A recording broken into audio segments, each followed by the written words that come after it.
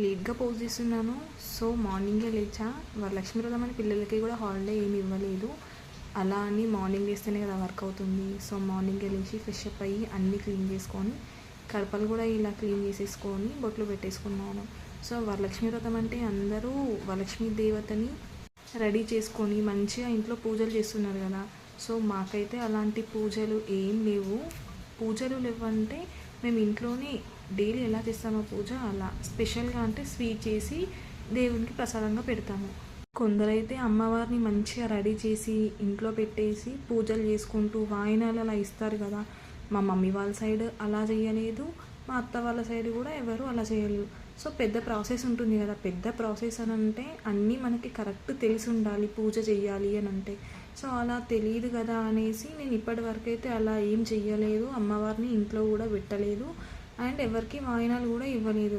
So daily ఎలా చేస్తానో అలానే దేవుడి ఫొటోస్ అన్నీ క్లీన్ చేసుకొని ఇల్లంతా క్లీన్ చేసుకొని ముందు రోజే ఫొటోస్ అయితే అదే రోజు క్లీన్ చేసుకున్నాను.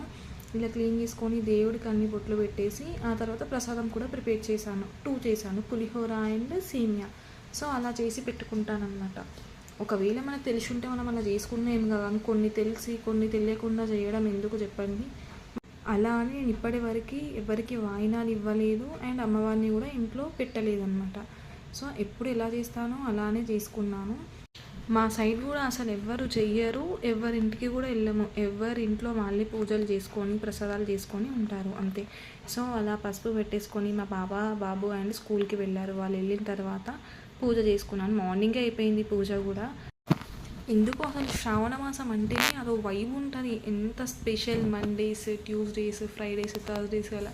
ఫ్రైడే అయితే అబ్బా దేవుడు ఇంట్లోనే తిరుగుతున్నట్టు అనిపిస్తుంటుంది. అంత పీస్ఫుల్గా ఉంటుంది. శ్రావణ మాసం అంటేనే చాలా స్పెషల్. బోనాలు అండ్ పూజలు ఇవన్నీ జరుగుతూ ఉంటాయి కదా. అనిపిస్తుంటుంది కొందరు చేసుకుంటే అబ్బా చాలా బాగా చేస్తున్నారు కదా, ఎలా చేస్తారో అని. సో వాళ్ళు చేశారని మనం ముందుకు వెళ్ళి అలా చేయడం కాదు. మనకు అన్ని ప్రాసెస్ తెలుసుంటేనే ఏదైనా చేయాలి. అంతేగాని అయ్యో వాళ్ళు చేశారు కదా, వీళ్ళు చేశారు కదా అని మనం ముందు పడి అస్సలు చేయకూడదండి. అలా అని నాకేం లేదు. నేను ఎలా చేసుకుంటానో అలానే చేశాను. నాకు అలా చేసినా కూడా చాలా సాటిస్ఫైడ్గా ఫీల్ అవుతాను నేను.